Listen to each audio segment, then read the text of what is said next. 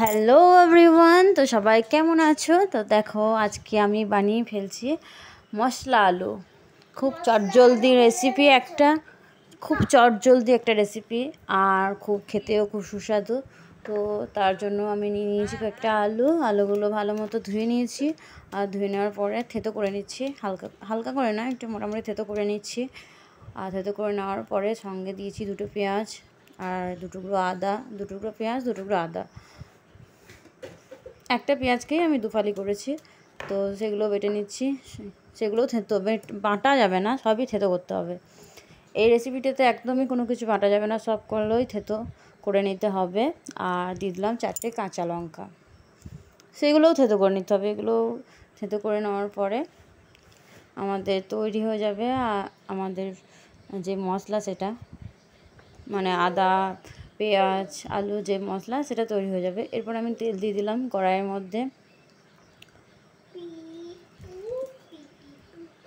পরিমাণ মতো তেল দিতে হবে, খুব বেশি দেওয়ার দরকার নেই, তবে পরিমাণ মতো হতে হবে তেলটা। এরপর দিয়ে দেবো, কড়াইটা গরম হয়ে যায়, ভালো মতো গরম হয়ে যাওয়ার পরে দিয়ে দেবো জিরে ফোড়ন। এই জিরে ফোড়নটা ভালো মতো ফ্রাই হয়ে যাওয়ার পরে এরপর দিয়ে দেবো থেতো করে রাখা সমস্ত কিছু। এবার সবগুলো দিয়ে দেবো, থেতো করে রাখা সব রকম আদা পেঁয়াজ আলু লঙ্কা সবগুলোই একসাথে দিয়ে দিলাম। এবার নাড়াচাড়া করে নেব। এটা কিন্তু এই রেসিপিটা কোথাও দেখেছি বলে মনে হয় না। এটা একমাত্র মনে হয় আমাদের এই দিকেকারই রেসিপি। এটা আমার একটা বান্ধবী মায়ের কাছে আমি এই রেসিপিটা খেয়েছিলাম অনেক ছোটোতে ঠিক নয়, মানে সেটা অনেক দিনই আগে, হয়তো এক যুগই হয়ে গেল প্রায়। তো সেই রেসিপিটা আমি আবার নিয়ে এসেছি। তো দিয়ে দিলাম এবার পরিমাণ মতো লবণ আর একটু হলুদ আর একটু চিনি। তো সেই রেসিপিটাই আবার ভাবলাম যে সেই রেসিপিটা ট্রাই করা যেতেই পারে। যখন আমার বান্ধবী মা আমাদেরকে দিয়েছিল খেতে, আমাদেরকে সবাইকে, আমার অনেক বান্ধবী ছিলাম, তো সবাইকে যখন খেতে দিয়েছিল তখন আমরা ভেবেছিলাম এটা কী দিয়ে বানায়, এত টেস্টি হয়েছে।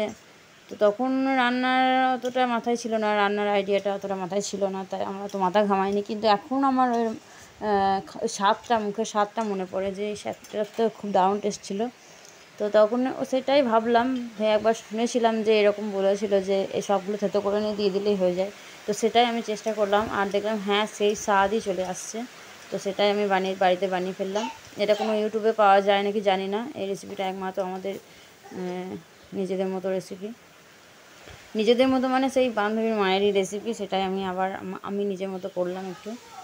আরে দেখো, আমি আবার আলুর ঢাকাটা খুলে দেখলাম, ঢাকা দিয়ে সিদ্ধ করতে হবে। ঢাকাটা খুলে দেখলাম যে আলুগুলো আরেকটু সিদ্ধ হতে হবে, তাই আমি ঢাকাটা আবার দিয়ে দিলাম, আর একটু সামান্য জলের ছিটা দিলাম।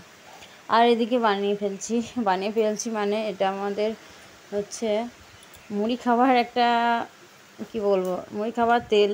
এটা একটুখানি জিরে ফোড়ন মানে ওই জিরে আর ওই কী যেন বলে, মৌরি আর কয়েকটা শুকনো লঙ্কা দিয়ে এই তেলটা তৈরি করে নিই।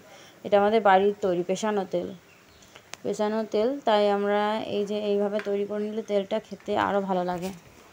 তো আমি এদিকে তেলটা রেডি করছি, আর ওইদিকে আমার এই কী যেন মশলা আলুটা হচ্ছে। তো মশলা আলু এইভাবে যদি কেউ খেয়ে থাকো অবশ্যই তারাও জানাবে, কারণ আমি তো মনে করি যে এই মশলা আলুটা একমাত্র ওই চপেরই হয়। এখন ওরা অন্যরকমভাবে আরও মশলা টশলা দিয়ে করে, কিন্তু এরকমভাবে একদম সিম্পলভাবে কেউ করে বলে আমার মনে হয় না। তো যদি জানা থাকে কারোরই বা কেউ জানো, তাহলে অবশ্যই জানাবে, তাহলে আমারও জানা হবে যে হ্যাঁ না, এটা আমাদেরই শুধুমাত্র রেসিপি নয়, এটা অনেকেই এরকমভাবে বানায়। তো দেখো, আমি তেলটার মধ্যে আমার মনে হলো যে জিরে আর মৌরির ভাগটা একটু কম হয়েছে, তাই আমি আবার দিয়ে দিলাম, কারণ তেলের পরিমাণটা অনেকটাই, তাই জিরে মৌরিটা আরেকটু দিয়ে দিলাম। আর এগুলো এবার লঙ্কাগুলো ভালো করে লাল নয়, মানে পোড়া পোড়া হয়ে যাবে, তাহলে আমাদের তেলটা রেডি। এই তেলটা মুড়ির সাথে নিয়ে খেতে কি মজা লাগে, দারুণ ভালো লাগে। আমি দেখলে তো আর একটু মৌরি দিয়ে দিলাম, কারণ আমার মনে হলো যে জিরে মৌরি পরিমাণটা অল্প আছে, তাই আমি আর একটু দিয়ে দিলাম। এটা আমাদের বাড়ির পেশানো তেল, আর সেই জন্যে বিশেষ করে এই যে এইভাবে তেলটা তৈরি করে রাখি, তাহলে খেতে আরও টেস্ট হয়ে যায়। মুড়ির জন্য, বিশেষ করে মুড়ির জন্য খেতে আরও ভালো লাগে। আর এদিকে দেখা যাক আমার আলুটা কত দূর সিদ্ধ হয়েছে।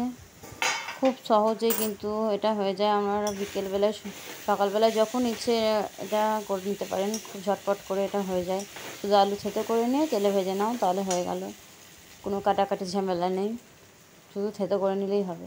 তো আমার আলু কিন্তু সিদ্ধ হয়ে গেছে, ব্যাস এবার আমি নামিয়ে ফেলেছি। তো মশলা আলু কার কার ভালো লাগলো অবশ্যই জানাবে। আর আমার পুরো ভিডিওটা যারা দেখেছো তাদেরকে আমার অসংখ্য অসংখ্য ধন্যবাদ। সবাই ভালো থাকবেন, সুস্থ থাকবেন। আর অবশ্যই জানাবে যে এই রেসিপিটা কেউ জানো কি না, আর জানলে জানাবে।